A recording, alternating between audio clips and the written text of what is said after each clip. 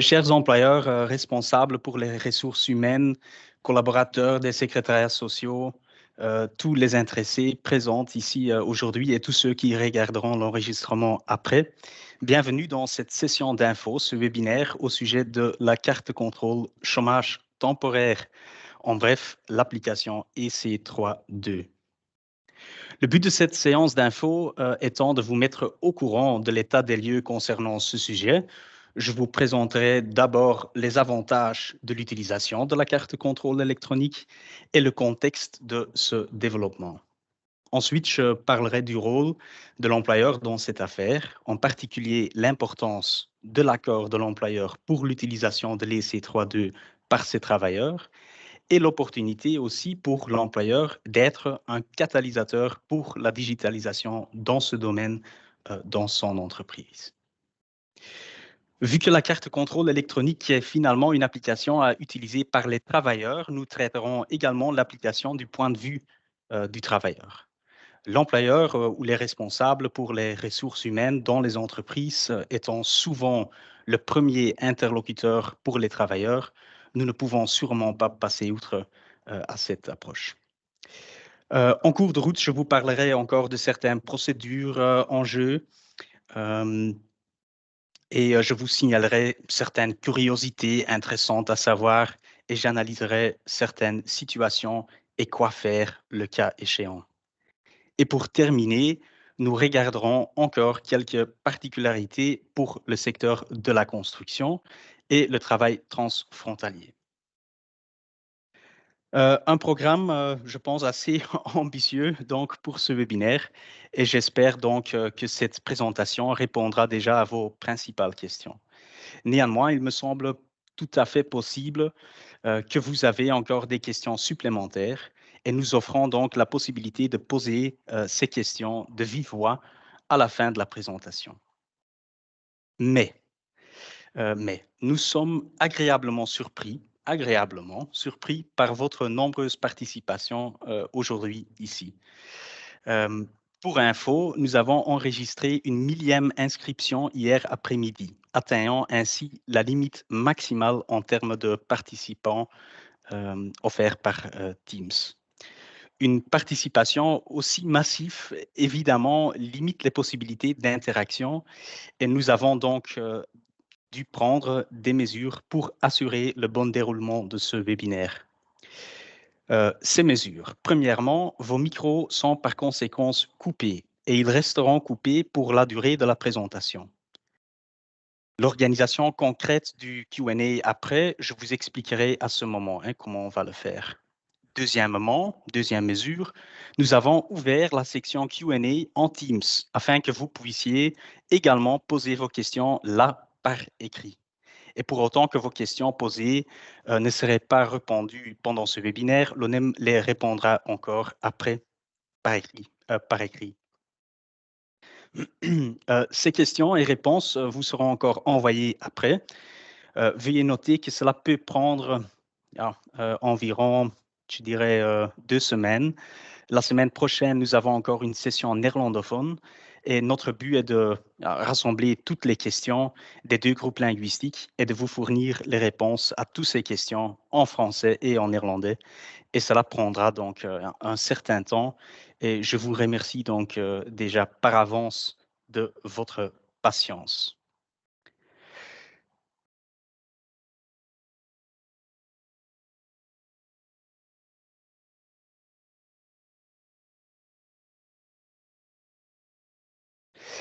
Je suis convaincu que vous êtes toutes au courant du sujet de ce webinaire, mais afin d'éviter toute malcompréhension, le sujet de ce webinaire est donc bien la carte de contrôle chômage temporaire et notamment la carte de contrôle électronique. La carte de contrôle chômage temporaire est affichée sur ce slide sous sa forme la plus connue actuellement, c'est-à-dire le formulaire papier C3.2A. Sans doute un document bien connu, vu que l'employeur doit délivrer un formulaire de contrôle C3.2A à chaque travailleur mis en chômage temporaire dès le début du chômage temporaire. Le secteur de la construction a sa propre variante de ce formulaire et dans ce secteur spécifique, Les travailleurs doivent également disposer d'une carte contrôle chaque mois et pour tout le mois, hein. C'est yeah, une déviation.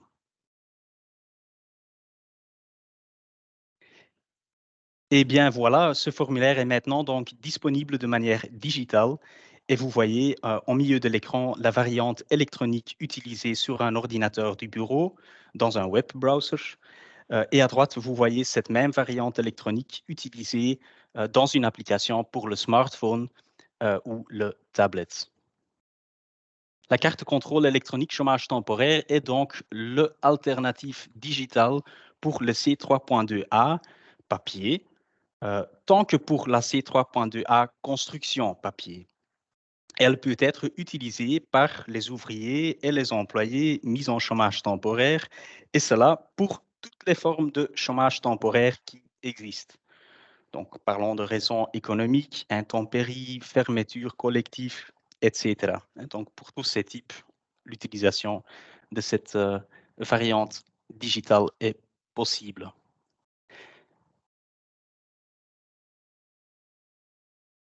Un premier avantage est que l'existence de cette carte contrôle électronique peut vous aider à vous débarrasser de cette situation, malheureusement encore trop fréquente dans vos bureaux et peut-être aussi le mien, les montagnes de papier. Pour l'ONEM, la poursuite de la numérisation de notre secteur est au cœur de nos objectifs stratégiques. Et particulièrement dans le domaine du chômage temporaire, la digitalisation de la carte contrôle est en effet la cerise sur le gâteau. C'était la seule dernière démarche encore à effectuer sur papier. Se rafraîchir la mémoire, vite, hein, les communications en chômage temporaire se font déjà de manière électronique depuis, si je ne me trompe pas, 2008. Et entre parenthèses, tellement longtemps déjà que nous sommes déjà en train maintenant d'actualiser l'application pour ces communications, hein. Vous l'avez peut-être déjà constaté en faisant une communication récemment. Mais ce topic mérite son propre webinaire, hein. Donc, je continue. Depuis 2016 aussi, les déclarations des risques sociaux sont obligatoirement électroniques. Il s'agit notamment des DRS scénario 2, le constat du droit au chômage temporaire à effectuer au début du chômage temporaire de votre travailleur. Je simplifie un peu. Et le scénario 5, la déclaration mensuelle d'heures de chômage temporaire ou de suspension employée, hein, à effectuer à la fin de chaque mois pour vos travailleurs mis en chômage temporaire ce mois. Et à cette liste maintenant, donc, s'ajoute la possibilité d'aussi remplir la carte contrôle chômage temporaire de manière digitale pour vos travailleurs.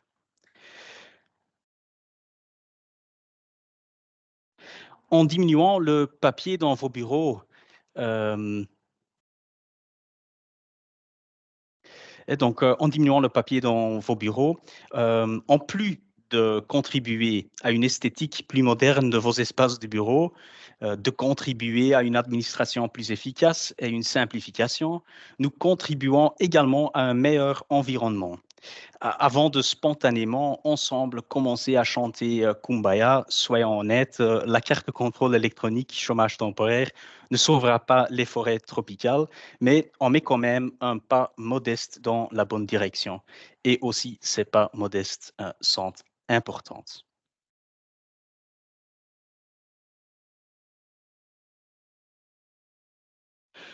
Outre l'ensemble des tâches administratives liées à la réception et la distribution des cartes contrôle papier, nous réalisons également une deuxième simplification administrative importante pour les employeurs, c'est-à-dire l'obligation de remplir le livre de validation et choix pour tous les travailleurs qui utilisent la carte contrôle électronique.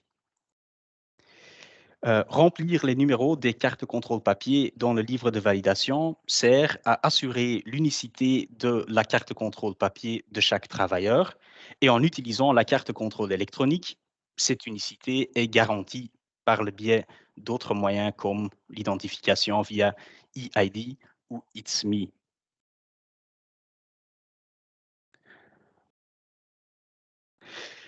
Encore des avantages de l'utilisation de l'EC3.2, maintenant plutôt pour vos travailleurs, hein, mais un travailleur heureux est bien pour l'employeur aussi. Il n'est pas possible de perdre la carte électronique. Cela est certainement possible avec les cartes papier, hein. L'ONEM doit intervenir dans toutes ces situations et je peux donc vous confirmer, cela arrive régulièrement et cela peut arriver à tout le monde, hein. Deuxièmement, le travailleur qui a commis une erreur peut facilement rectifier l'erreur lui-même.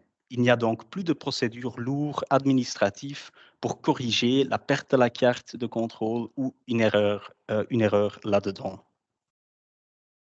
Cinquièmement, et vous comprenez, entre-temps, j'essaye de vous vendre quelque chose, mais j'espère que lentement, en tenant compte avec tous ces différents avantages, la carte de contrôle électronique commence à se mettre en valeur à soi-même, hein. Mais donc, cinquièmement, la carte de contrôle électronique est validée à la fin du mois, est envoyée à l'organisme de paiement de votre travailleur de manière digitale. Il ne doit donc plus se déplacer ou il n'y a plus besoin d'intermédiaire.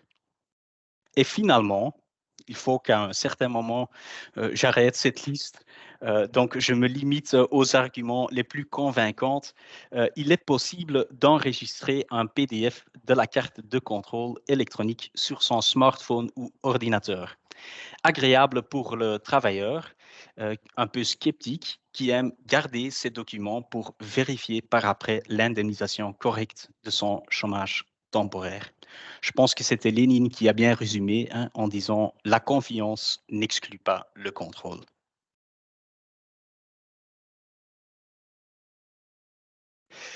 Alors, n'y a-t-il pas de désavantages?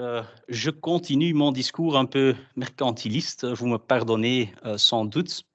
Ma réponse est en effet non, pas vraiment.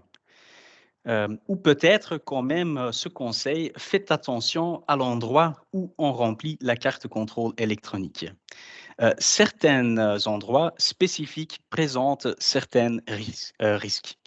Je ne veux pas m'imaginer comment résoudre ce type de situation si c'était une carte de contrôle papier, hein. Mais est-ce que c'est vraiment un désavantage? Non. Même cette situation n'est pas vraiment un désavantage, car comme je viens d'expliquer, la carte de contrôle électronique ne peut pas être perdue. Même si l'appareil qu'on utilise pour remplir les C32 est perdu, il existe encore la possibilité de l'utiliser sur un autre appareil. On utilise son smartphone, smartphone cassé, utilise alors un ordinateur. À l'endroit préféré, tout est possible, comme vous voyez.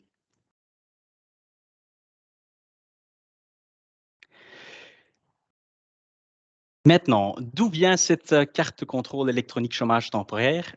Qu'est-ce qui est la situation actuelle et où est-ce qu'on va, hein? Utile de savoir, pour commencer, l'EC32 a été testé pendant une phase pilote entre 2018 et 2023.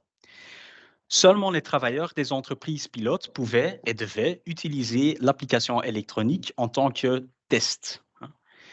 La longue durée de cette phase pilote n'était, pour toute clarté, pas due à des grands problèmes dans cette application, mais vous vous rappelez peut-être que durant la crise Corona jusqu'à décembre 2022, l'utilisation de la carte contrôle chômage temporaire était euh, euh, suspendue, hein. Donc voilà la raison. Pendant l'été de 2023, grâce à la coopération de plus de 100 entreprises et leurs travailleurs pendant cette phase pilote, nous avons pu conclure cette phase et depuis le 1er septembre 2023, l'application est disponible pour tous les travailleurs qui veulent l'utiliser. Important donc de noter, il ne s'agit pas d'un expériment ici, hein. L'EC32 a été testé pendant une longue période par de nombreuses entreprises et leurs travailleurs et a été évalué très positivement. Depuis le 1er septembre 2023, l'application est donc disponible pour utilisation par tous les travailleurs qui le veulent. Un astérix sur le slide, un point d'attention. Effectivement, l'utilisation ne dépend pas seulement, et même pas forcément, de la volonté de chaque travailleur individuel. Un autre aspect important est l'accord de son employeur. Et je reviens encore à ce sujet un peu plus tard. Depuis le 1er septembre 2023, presque 20 000 travailleurs ont déjà commencé à utiliser la carte contrôle électronique, en surplus des travailleurs déjà en train d'utiliser l'application depuis la phase pilote. Je l'ai déjà dit, vu les avantages, cette application vante soi-même. Et le fait que c'est gratuit, sans doute, aide aussi. Et maintenant, qu'allons-nous faire? Au niveau de la comité de gestion de l'ONEM, il existe un accord principal envisageant une obligation générale de l'utilisation de la carte contrôle électronique chômage temporaire à partir du 1er octobre 2024. Deux astérisques dans le slide, donc 2 points d'attention. Premièrement, une obligation générale nécessite une intervention par le législateur, ici le gouvernement belge. À ce moment, il n'existe pas encore un arrêté royal introduisant cette obligation. Il n'y a en ce moment qu'un projet arrêté royal. L'obligation est donc attendue, mais pas encore concrétisée. Cela doit être clair et je ne veux pas vendre, comment est-ce qu'on dit cela, la peau de l'ours avant de l'avoir tué. Deuxièmement, l'accord principal au niveau du comité de gestion de l'ONEM garantit au moins l'avis positif de toutes les stakeholders importantes dans cette histoire. Car la gestion de l'ONEM est paritaire, c'est-à-dire dans le comité de gestion se trouvent des représentants des organisations patronales et des organisations syndicales. Il est donc important que tant les représentants des employeurs que les représentants des travailleurs soutiennent la carte contrôle électronique et sont favorables à l'introduction d'une obligation. Vous ne devez pas me croire, une simple requête sur Google confirme cela. Nous trouvons de l'information sur les C32 sur les sites web des organisations syndicales, patronales, des secrétariats sociaux. Tous les acteurs dans le secteur sont en train de promouvoir l'utilisation de la carte de contrôle électronique chômage temporaire. Et je constate en fait que le slide est encore en néerlandais dans cette présentation, mais je vous assure qu'en français, vous allez obtenir les mêmes résultats.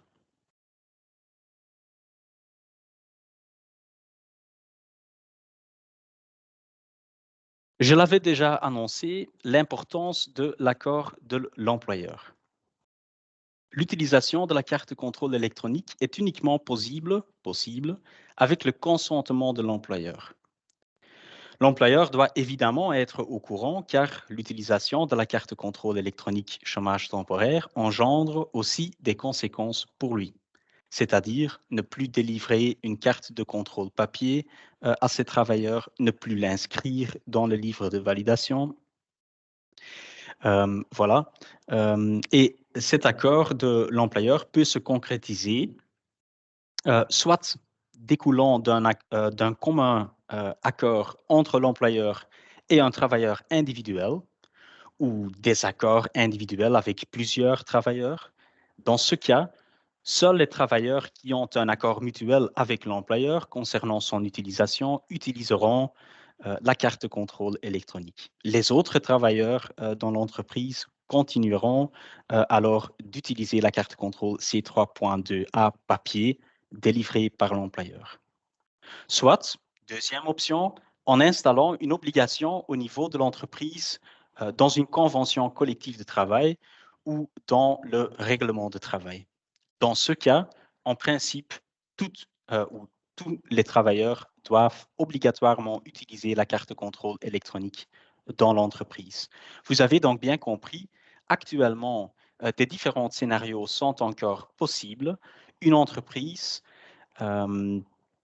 où tout le monde utilise la carte de contrôle électronique chômage. Donc, allez, première option, une entreprise où tout le monde utilise la carte de contrôle électronique chômage temporaire.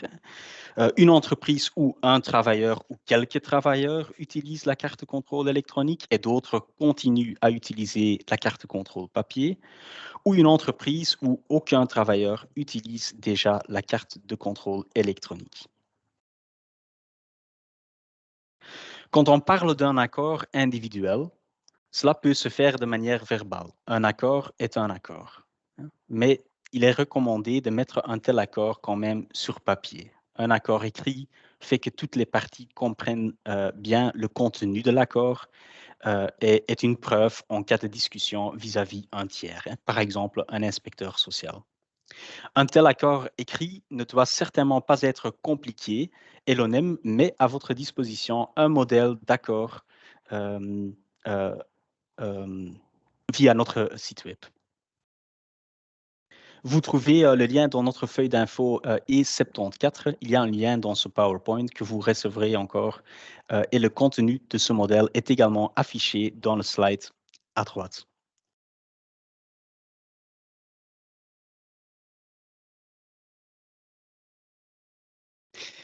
Y a-t-il une obligation de communiquer les accords que vous concluez à l'ONEM? Cela dépend donc de la situation. L'employeur ne doit pas communiquer les accords individuels à l'ONEM. Si une obligation a été prévue au niveau de l'entreprise, dans une convention collective de travail ou dans le règlement de travail, l'employeur doit le communiquer au bureau du chômage de l'ONEM. Ce qui peut être fait au moyen du formulaire de contact disponible sur le site web de l'ONEM. Aussi, cela est loin de complexe. Le message type sur le slide suffit. Je vous informe que tous les travailleurs de l'entreprise X avec numéro BCE X sont obligés d'utiliser la carte de contrôle électronique chômage temporaire par le règlement de travail ou par une convention collective de travail à partir de date X. C'est ça le contenu du message que l'ONEM doit recevoir.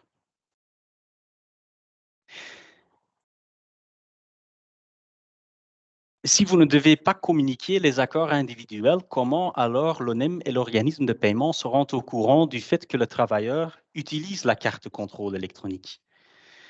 En effet, la réponse est simple, via l'application EC32 même.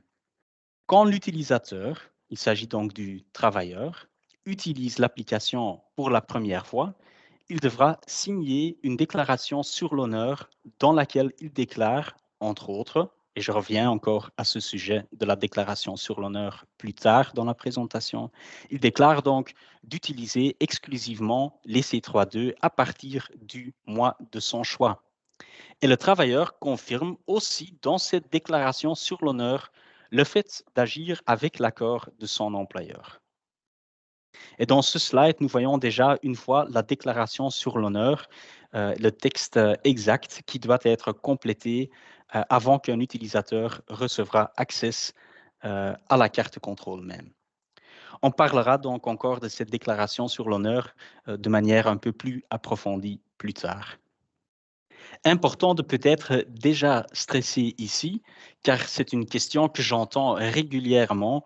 La déclaration sur l'honneur se fait donc dans l'application même, de manière électronique. Et la signature est faite de la même manière que le login dans l'application. Il s'agit de EID, It's Me, etc., les clés numériques.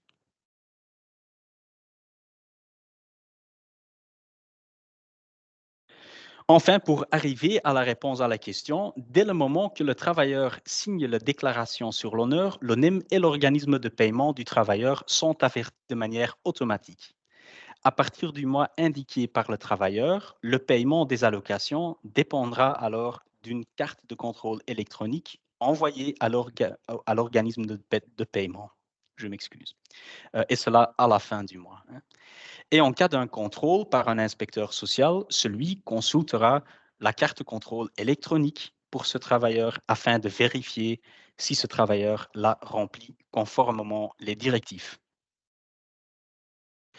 Vous entendez donc bien, pour chaque travailleur individuel, l'ONEM n'enregistre que indirectement l'accord de son employeur. C'est le travailleur qui le confirme quand il fait la déclaration sur l'honneur. Et hélas, il existe évidemment des situations où des travailleurs ont été trop enthousiastes ou pas assez attentifs. Ils font la déclaration sur l'honneur et commencent l'utilisation de l'EC32 sans l'accord de leur employeur. Il y a donc une possibilité pour l'employeur de s'opposer à l'utilisation de la carte de contrôle électronique pour un certain travailleur. Mais j'espère de vous expliquer aujourd'hui qu'il y a aussi des meilleures options pour résoudre ce type de situation. Vu que l'employeur n'a pas accès à l'application électronique, il ne peut dès lors pas confirmer l'existence d'un commun accord entre l'employeur et le travailleur concernant l'utilisation de la carte de contrôle électronique au moment où le travailleur s'engage à utiliser la version électronique. C'est le travailleur, donc, comme je viens de dire, qui confirme cela en faisant la déclaration sur l'honneur. Comment l'employeur est-il alors informé qu'un travailleur de son entreprise utilise l'application EC32? Bien, pour assurer un suivi pour l'employeur, par le biais de son e-box entreprise, l'employeur reçoit chaque mois une liste de tous les travailleurs qui se sentent engagés à utiliser la carte de contrôle électronique. Et la dernière fois, je pense, était environ le 20 janvier dernier. C'était le dernier envoi. La seule situation qui doit être signalée à l'ONEM par rapport à cette liste est si vous, en tant qu'employeur, vous opposez à l'utilisation par un de vos travailleurs qui figure dans la liste. Certaines autres situations par rapport à ces listes sont connues, mais ne doivent pas être signalées à l'ONEM. Et je vais vous expliquer ces situations. Ça rend peut-être la situation un peu plus claire aussi dans les entreprises. Première situation, il y a un travailleur dans la liste, mais il ne travaille plus dans l'entreprise. Aucun souci pour l'employeur. Si le travailleur ne travaille plus dans votre entreprise, alors l'utilisation de la carte de contrôle électronique chômage temporaire par ce travailleur ne pose aucun problème pour votre entreprise. Pour comprendre cela, pour ces listes, l'ONEM se base sur les dossiers de chômage de chaque travailleur. Et vu que des changements dans ce dossier ou dans ces dossiers dépendent parfois de l'introduction par l'organisme de paiement d'une demande d'allocation, qui à son tour dépend du moment auquel le travailleur fait les démarches nécessaires auprès de lui, il y a un certain décalage entre le moment que quelque chose change dans l'entreprise et le moment que l'ONEM prend acte de ce changement. Voilà l'explication. Deuxième situation, il y a un travailleur qui utilise les C32, mais qui ne figure pas dans la liste. Pas de grand souci pour l'employeur. Si vous avez un accord avec ce travailleur, c'est son devoir de faire le nécessaire. Parfois, dans la situation où il n'existe pas encore un dossier de chômage à l'ONEM, l'enregistrement de l'utilisation ne se fera qu'avec un certain retard, un certain décalage au moment de l'introduction de la demande des allocations via l'organisme de paiement. Donc, le retard est dû aux mêmes situations. Le travailleur apparaîtra donc dans cette situation dans des futures listes. Néanmoins, il est recommandable de poser la question quand même au travailleur même. Tiens, vous devez utiliser la carte de contrôle électronique. Avez-vous quand même fait déjà le nécessaire? Et sinon, vous pouvez insister au fait que le travailleur se met en ordre. Troisièmement, un travailleur figure sur la liste, mais il n'était pas en chômage temporaire ce mois-ci. À nouveau, pas de souci pour l'employeur. Quand on fait la déclaration sur l'honneur, le travailleur s'engage à utiliser la carte de contrôle électronique en cas de chômage temporaire. Il est donc parfaitement possible qu'un travailleur fait la déclaration sur l'honneur aujourd'hui et ne se trouve qu'en chômage temporaire une première fois, par exemple, à la fin de l'année. Alors, quand il deviendrait chômeur temporaire en décembre 2024, à ce moment, il sera aussi obligé d'utiliser les C32 effectivement pour la première fois ce mois-là.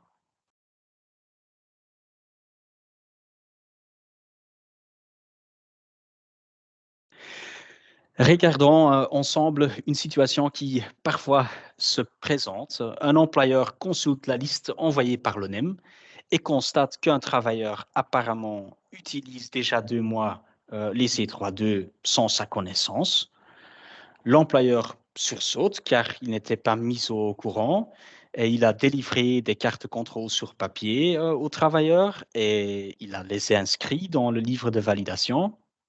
L'employeur se demande euh, si l'action unilatérale de son travailleur lui met en péril. Personnellement, je n'aime pas des collaborateurs qui posent tout le temps la question « est-ce bien mon problème ?» Mais se poser la question « est-ce bien un problème ?» est un bon réflexe avant de commencer à chercher des solutions. Alors, est-ce situation bien un problème? L'employeur qui de bonne foi a continué à délivrer des cartes papier et les a inscrites dans le livre de validation, a-t-il commis une erreur ou même une infraction? Non, non. Il a simplement agi de bonne foi et il se corrige dès le moment qu'il serait au courant. C'est quoi la situation pour le travailleur? Pour lui, vu son propre engagement à utiliser les C3.2, il devra utiliser les C3.2 pour être en ordre. Les cartes contrôle papier qui lui ont été fournies sont nulles.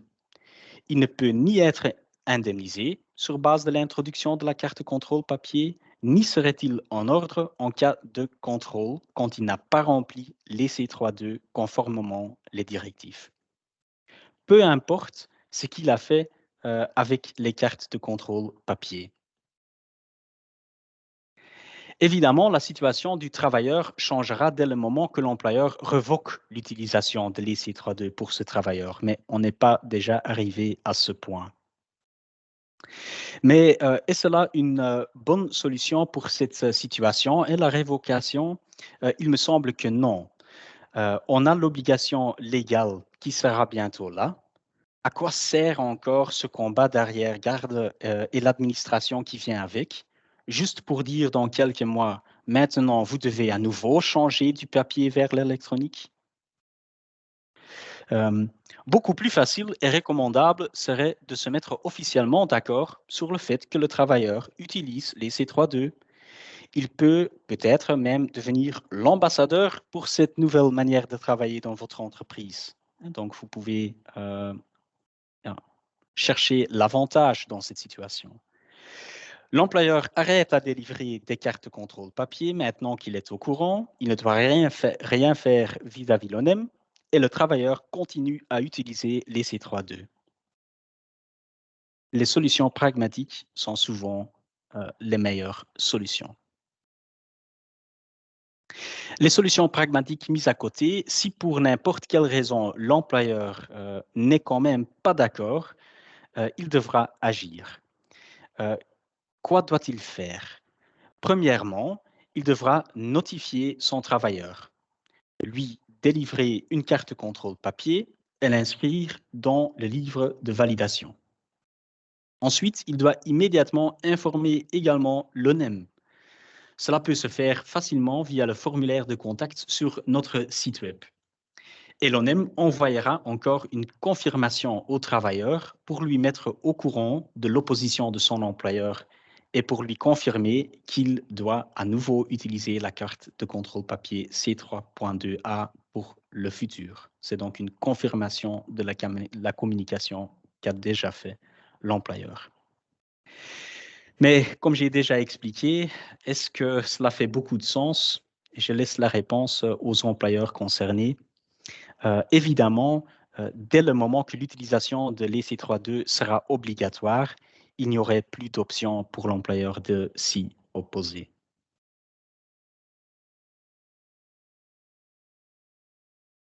Maintenant, on regarde encore la situation inverse. L'employeur n'a ni délivré une carte de contrôle papier, ni l'inscrit dans le livre de validation, car il a conclu un accord avec son travailleur qu'il devrait utiliser les C3.2.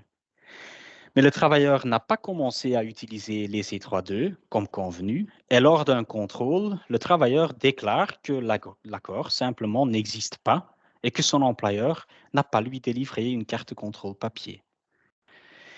Si vous avez été prudent et vous pouvez fournir la preuve écrite de l'accord, alors il sera clair que l'employeur n'a pas commis d'erreur. Le travailleur aura un problème. Quand il n'y a pas de trace écrite concernant l'accord, la situation sera à l'inspecteur d'apprécier, tenant compte avec toute l'info qu'il obtienne pendant son enquête, et il déterminera les conclusions se basant là-dessus. Un bon conseil, donc, est utilisez notre modèle d'accord individuel et mettez vos conventions sur papier. Ou en latin, et pourquoi pas, verba volant, scripta manent, les mots volent, l'écrit reste. Terrible traduction, mais vous avez sans doute compris le message.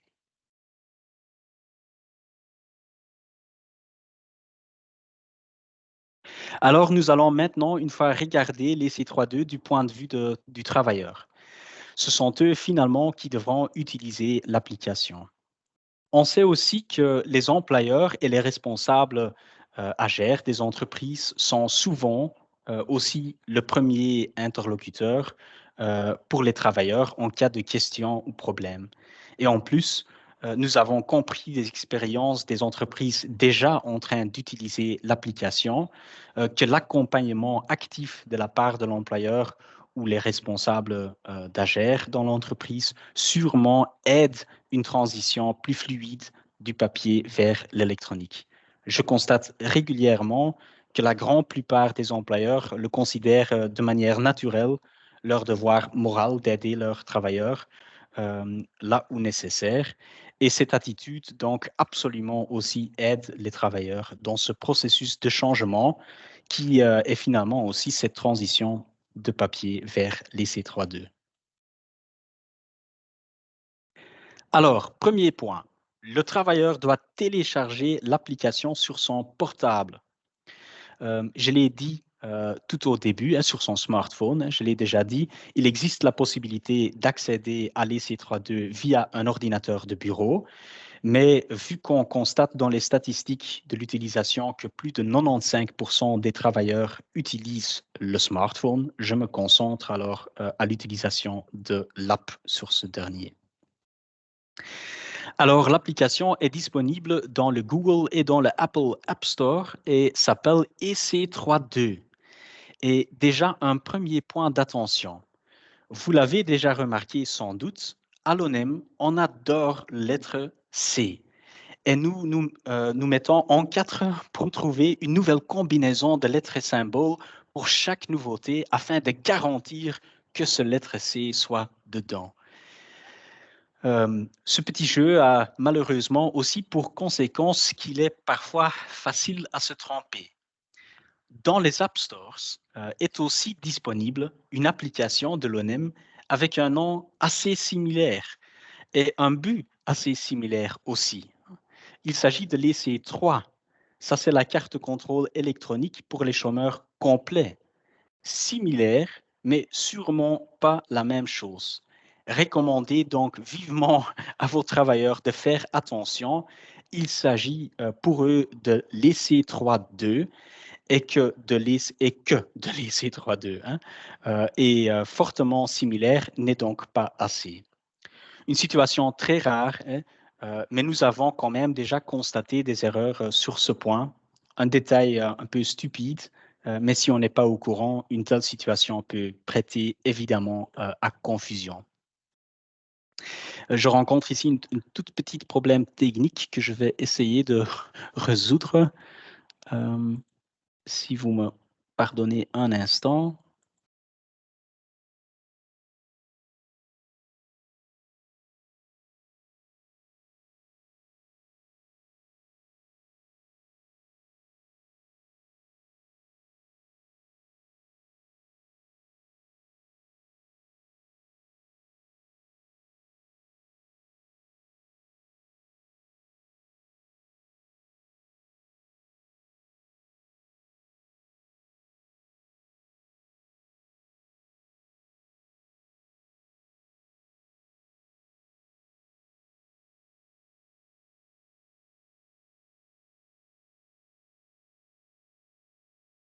Yeah. J'espère que vous voyez à nouveau mon écran. Donc, faites attention et téléchargez la bonne application. EC32 et pas l'EC3. Quand même encore? Non. On continue. Hein.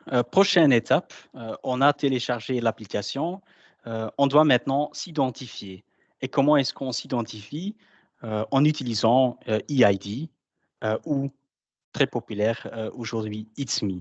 Et il y a encore des autres possibilités comme un code de sécurité envoyé par email ou un nom d'utilisateur et un mot de passe. Hein, tout possible. Il faut juste activer ce type de clé sur le site web de Sésame.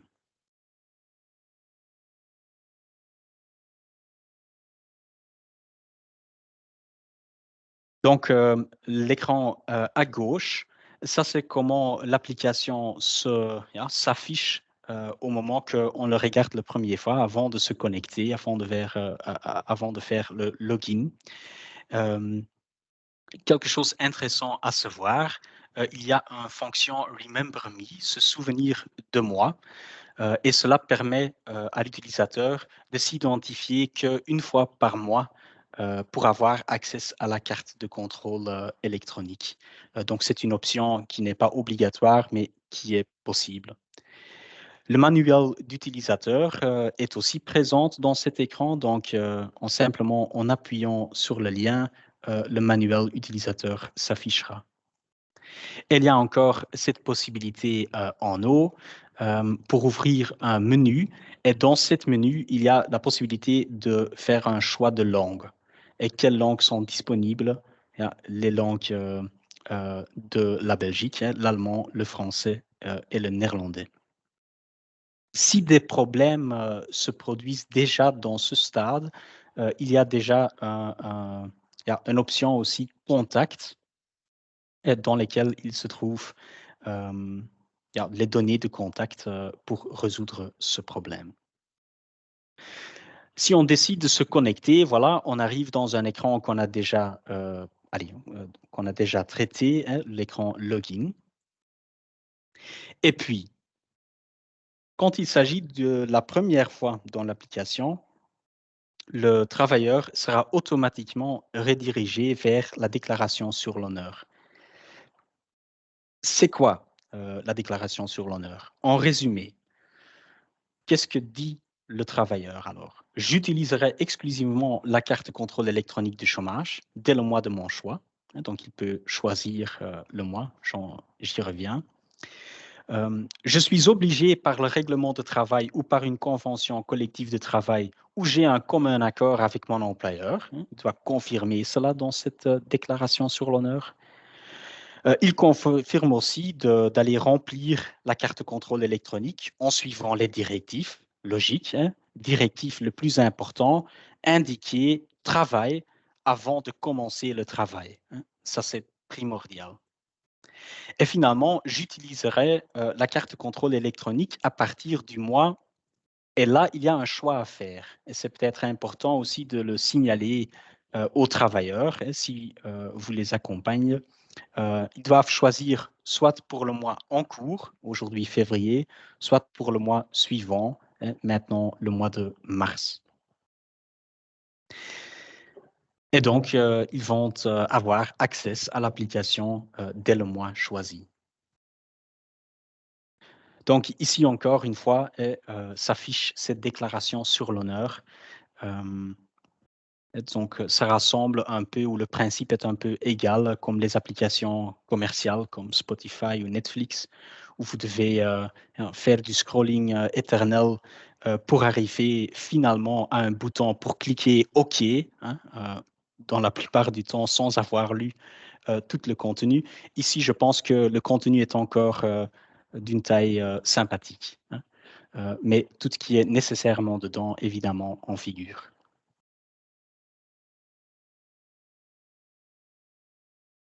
On continue. Si on accepte la déclaration à l'honneur, alors le travailleur aura accès au calendrier à partir du mois choisi. L'utilisation de la carte contrôle, il s'agit évidemment d'une application électronique, donc c'est un peu différente, mais quand même, elle est semblable à l'utilisation de la carte contrôle papier, hein, mais j'oserais dire simplifiée. Qu'est-ce qui est encore disponible pour aider les travailleurs à trouver leur voie dans cette application? Bah, il y a EC32 de Movie, hein, un peu rigolé. L'utilisation de l'application est expliquée dans un tutoriel qui est disponible sur YouTube, qui est disponible sur le site web de l'ONEM et qui est même disponible dans un Starter's Guide qui se trouve, un guide de démarrage qui se trouve dans l'application EC32 même. Et vous comprenez évidemment que Will Smith était un peu trop cher pour le budget de l'ONEM, hein, mais on a trouvé quand même des autres collaborateurs de l'ONEM très compétents pour expliquer la carte contrôle. Et finalement, il y a le manuel utilisateur qui décrit en longueur toutes les situations et quoi faire et comment utiliser la carte contrôle électronique.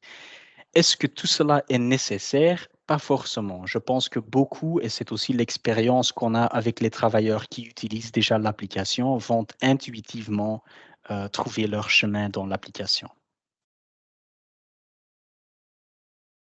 Mais évidemment, pas tout le monde va trouver son chemin de manière intuitive, hein. Donc, ceux, on doit aider. Maintenant, vous voyez comment le calendrier s'affiche dans l'application smartphone. Et ici, c'est le calendrier du mois de mars 2024. Et vous voyez qu'il y a dans cette carte contrôle, une fois qu'on est dans le calendrier, il se trouve ce symbole I de information. Et si on appuie là-dessus, vous voyez que toutes sortes d'informations deviennent disponibles. Entre autres, le manuel d'utilisateur, hein, le guide de démarrage, hein, duquel j'ai déjà parlé, et ja, toutes sortes d'autres situations, et aussi comment faut-il utiliser l'application carte contrôle chômage temporaire qui décrit vraiment beaucoup de situations en longueur, hein, donc de manière approfondie. Euh, Maintenant, je vais vous montrer comment on fait l'action le plus importante dans l'application et c'est indiquer travail. Euh, Ici, il s'agit du premier jour de mars, hein, donc la première chose que l'assuré social doit faire ou que le chômeur temporaire doit faire dans son application, c'est appuyer sur ce premier jour, hein.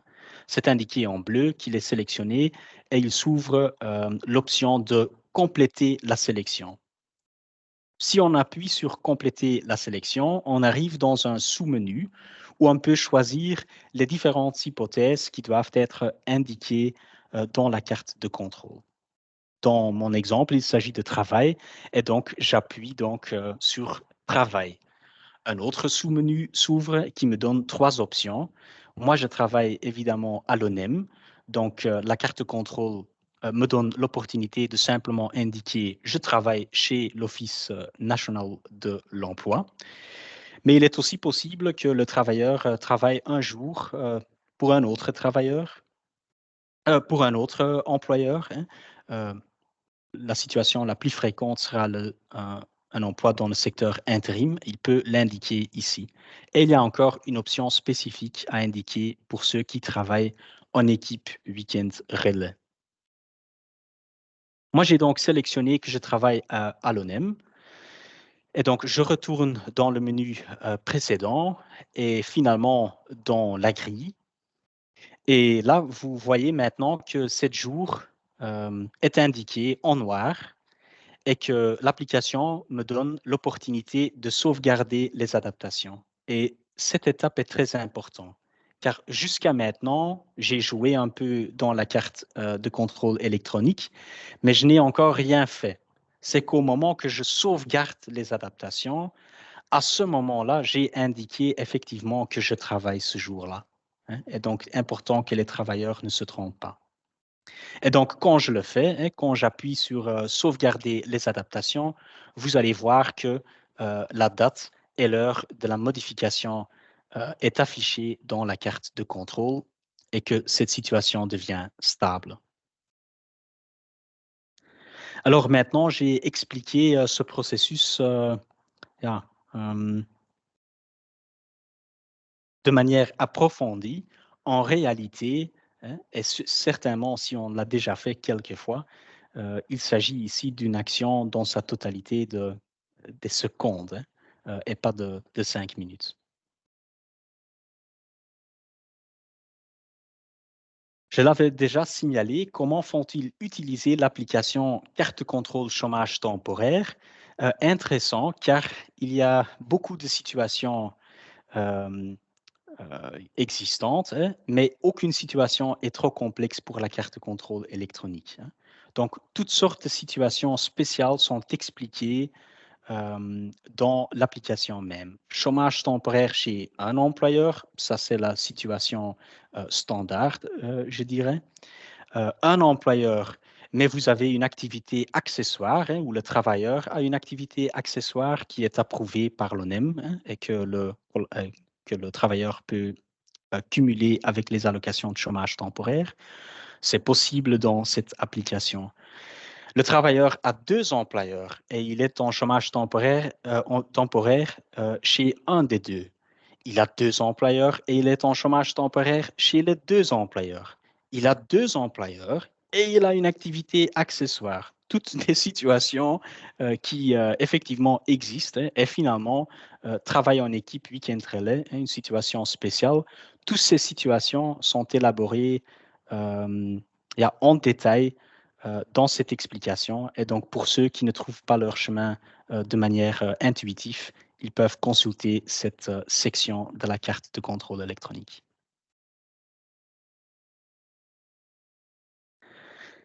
Les règles. Quand remplir la carte électronique?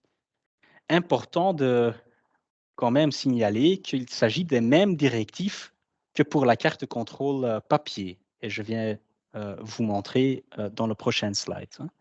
Donc, à quel moment remplir la carte de contrôle électronique? Pour commencer, dès le premier jour effectif de chômage, de premier jour effectif de chômage temporaire du mois. Attention pour le secteur de la construction, hein, là, ils doivent toujours remplir, hein. Travail, toujours indiqué avant le début du travail. La règle est très simple et très claire, hein. Plus tard qu'avant le début, c'est simple, c'est trop tard, hein. Il n'y a pas de discussion sur 1 minute, 5 minutes, un jour, 2 jours. Si vous le faites après le début du travail, vous êtes trop tard ou le travailleur est trop tard. Une solution qui peut être envisagée, remplir la carte suffisamment à l'avance, hein. Il ne faut pas attendre le jour même. Ils peuvent parfaitement le soir avant déjà noircir la carte de contrôle pour être en ordre le jour après. Euh, Maintenant, si la situation, donc j'ai rempli ma carte suffisamment à l'avance, mais la situation a changé après la modification de la carte de contrôle. Qu'est-ce que je sais encore faire? Ben, dans la carte de contrôle électronique, pour autant que la carte de contrôle ne soit pas envoyée à l'organisme de paiement, il reste possible de la modifier de la même manière qu'on a fait la modification originale. Il y a aussi la possibilité d'ajouter un commentaire, hein, donc afin de clarifier la modification. Hein, évidemment, c'est quand même quelque chose de spécial. Vous avez indiqué quelque chose sur une carte de contrôle et puis vous allez le modifier. Ce n'est pas obligatoire, mais c'est quand même utile que c'est possible de faire un commentaire. Maintenant, on regarde la situation sur papier hein, pour comparer. Remplir dès le premier jour effectif de chômage temporaire du mois, égal. Attention pour le secteur de la construction, ils doivent toujours remplir, situation égale. Indiquer travail toujours avant le début du travail, égal sur papier.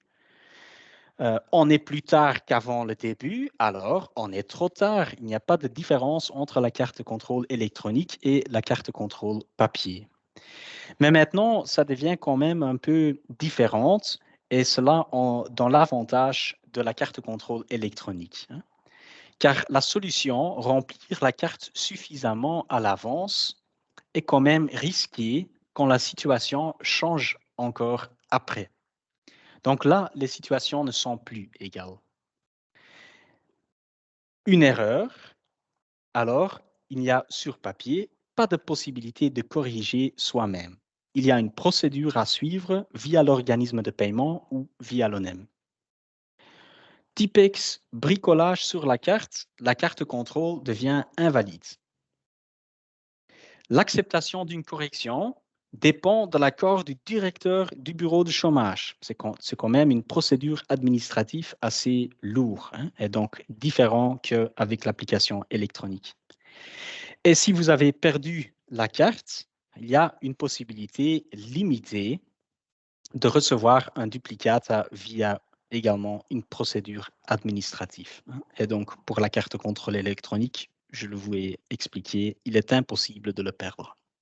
Conclusion, les C32 mènent à une simplification administrative significative et elle est plus conviviale à utiliser.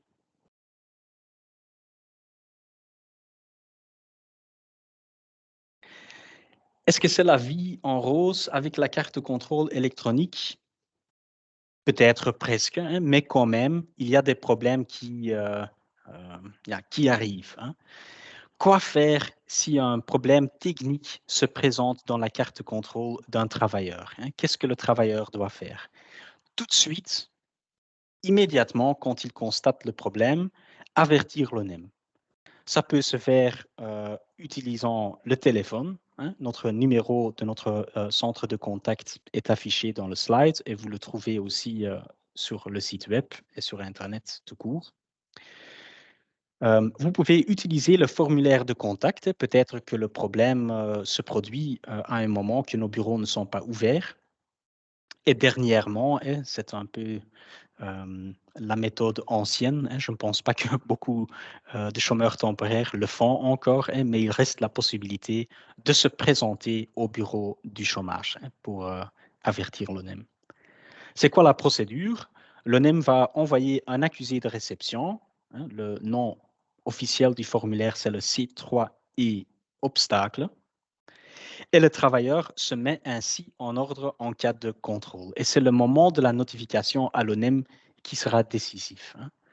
Vous ne devez pas expliquer à l'inspecteur social que vous aviez eu un problème technique et que vous allez avertir l'ONEM après son contrôle. Logiquement, ça doit être fait avant.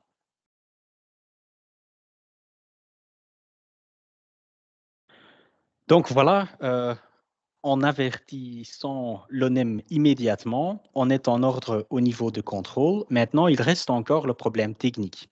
C'est-à-dire, nous voyons quand même que beaucoup de problèmes techniques, de manière magique, se résoudent eux-mêmes, simplement en attendant un petit peu ou en clôturant l'application et essayer encore une fois. Hein.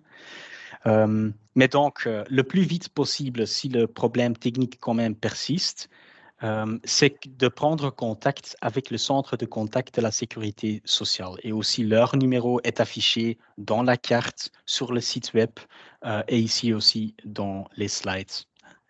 Spécifiquement, le centre de contact de la sécurité sociale en cas de problème technique. Ils doivent prendre contact avec son organisme de paiement avec des questions concernant l'utilisation correcte de la carte contrôle électronique. Donc, si c'est une question qui n'est pas d'ordre technique, alors s'adresser à l'organisme de paiement est la meilleure solution. Je l'ai déjà dit, l'employeur, les responsables AGR sont souvent le premier interlocuteur quand il se pose un problème. Alors, la trousse de secours, étape 1, trouver une solution rapide. Je l'ai déjà dit, mais quand même, vérifiez-le. Est-ce que le travailleur utilise quand même le EC32 et pas l'EC3 ou une autre application qu'il se trompe, je ne sais pas. Donc, quand même, utile de vérifier. Quand il s'agit de problèmes de connexion, il est possible d'essayer une autre méthode pour se connecter.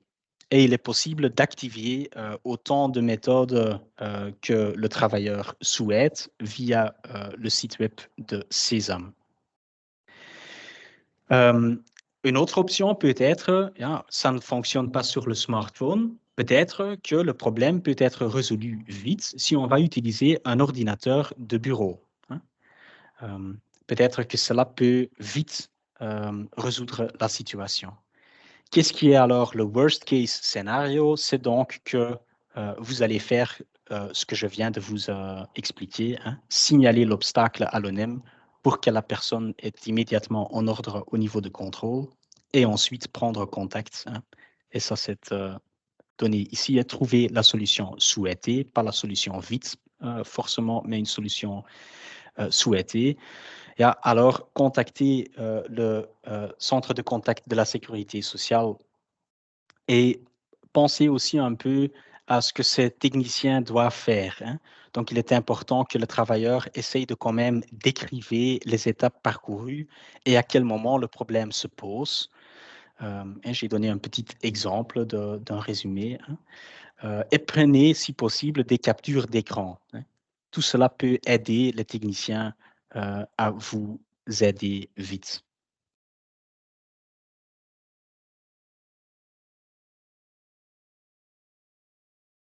Maintenant, on est arrivé à certaines situations particulières.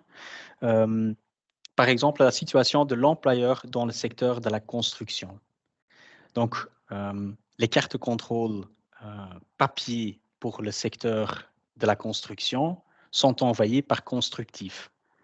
Pour cela, l'ONEM communique chaque mois à Constructif les données des travailleurs dans le secteur de la construction qui utilisent la EC32. Cela se fait d'une manière qui est absolument similaire au rapportage qu'on fait aux employeurs mêmes, des utilisateurs dans leur entreprise. Un problématique particulier dans le secteur de la construction, c'est la dimona lors de l'entrée en service. De quoi s'agit-il? L'indication obligatoire du numéro des cartes contrôle non nominatifs concernant le mois d'entrée en service et le mois qui suit dans la déclaration d'IMONA. C'est une obligation de les signaler dans la déclaration d'IMONA, autrement on ne peut pas l'effectuer.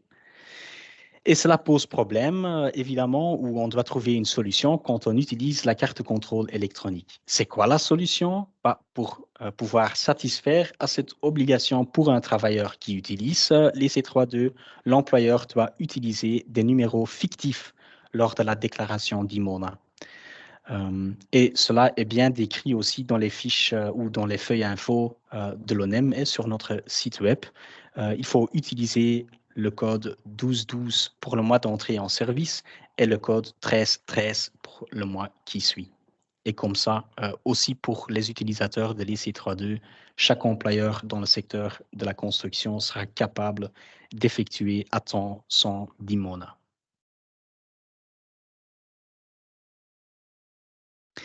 Maintenant encore, la situation des travailleurs frontaliers. Que se passe-t-il pour ces travailleurs? Peuvent-ils utiliser les C32? Oui, c'est possible. Il y a différentes manières. Premièrement, pour la grande plupart des travailleurs européens, il est possible d'utiliser la carte de contrôle électronique avec leur carte d'identité du pays d'origine. Mais évidemment, ça nécessite donc la possibilité d'utiliser une carte d'identité et ça implique l'utilisation d'un ordinateur de bureau. S'ils veulent utiliser l'application smartphone, ils doivent avoir une clé numérique alternative. Et cela, c'est quelque chose que peut se faire via l'ONEM, à l'ONEM ou par l'ONEM. Qu'est-ce qui doit être fait? Le travailleur doit s'identifier, il doit être enregistré. Et vous trouvez aussi, si vous êtes dans cette situation, plus d'infos dans notre feuille info au sujet de l'application contrôle électronique, évidemment.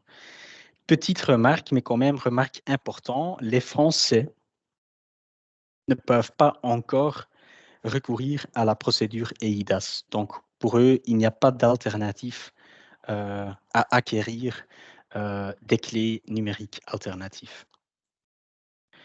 Ça peut donc se faire via l'ONEM. Qu'est-ce que le travailleur doit faire? Il doit prendre rendez-vous au bureau de l'ONEM et ça se fait via notre contact center, hein. Et le numéro est affiché ici, mais est aussi facilement trouvable sur Internet. Il doit apporter certains documents qui sont absolument nécessaires. Sans ces documents, il est impossible d'enregistrer le travailleur. Il s'agit d'une preuve d'identité originale avec photo, hein. Cela permet l'identification du travailleur. Il doit avoir son numéro BIS avec et il doit aussi avoir une adresse email avec, car cette adresse email sera utilisée pour lui envoyer un lien d'activation. Cette procédure extra pour ces travailleurs spécifiques, les travailleurs frontaliers, doit se faire une seule fois et ça ne prend pas beaucoup de temps. Et si vous êtes un employeur qui a des travailleurs frontaliers dans son entreprise, vérifiez quand même par avant que le travailleur ne dispose pas déjà d'un clé numérique, hein, pour accéder au gouvernement digital belge. Êtes-vous un employeur avec beaucoup de travailleurs frontaliers? Alors, peut-être ce n'est pas la meilleure solution de chercher un bus pour envoyer tous vos travailleurs frontaliers à l'ONEM. Décrivez la situation via notre formulaire de contact et le bureau de l'ONEM et le bureau de chômage examinera avec vous quelle est la meilleure solution pour votre situation. N'attendez pas qu'il y ait une obligation légale. Pourquoi? Maintenant, il n'y a pas encore une obligation légale et donc on a un peu de marge de temps pour organiser cet enregistrement des travailleurs frontaliers, mais aussi on a un peu le marge de chercher une solution qui est la meilleure solution pour l'ONEM et pour l'employeur et évidemment aussi pour les travailleurs. Si vous attendez le 1er octobre et l'obligation sera en vigueur en ce moment, évidemment, tout le monde qui a encore des problèmes doit à ce moment, à très court terme, se mettre en ordre et dans la capacité d'utiliser l'application électronique, la carte contrôle chômage temporaire électronique, hein. Et donc, il y a un certain risque qu'à ce moment-là, la solution proposée sera la solution à prendre. Donc, l'ONEM aura moins de marge et aussi l'entreprise aura moins de marge de chercher une solution pratique. Comment est-ce que cette procédure d'enregistrement des travailleurs frontaliers se déroule? L'ONEM constate l'identité. L'ONEM ensuite fournit un code d'activation aux travailleurs via l'email et l'ONEM fournit aussi une carte de démarrage. C'est un document qui explique en profondeur encore les étapes suivantes une fois que le travailleur va utiliser cette code ou ce code d'activation envoyé par email pour activer ses clés numériques.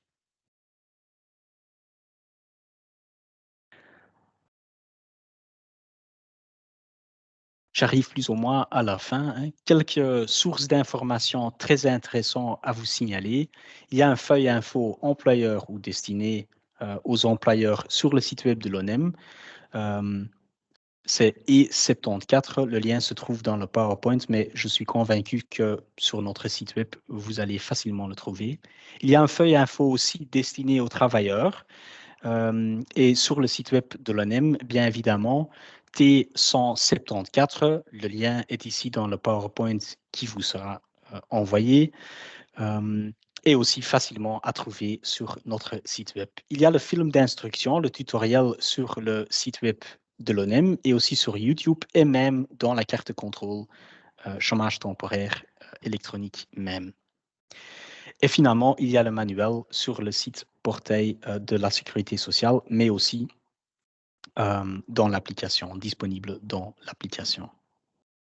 Voilà, maintenant, j'ai fait tout le programme prévu et on est arrivé au moment que vous pouvez poser des questions.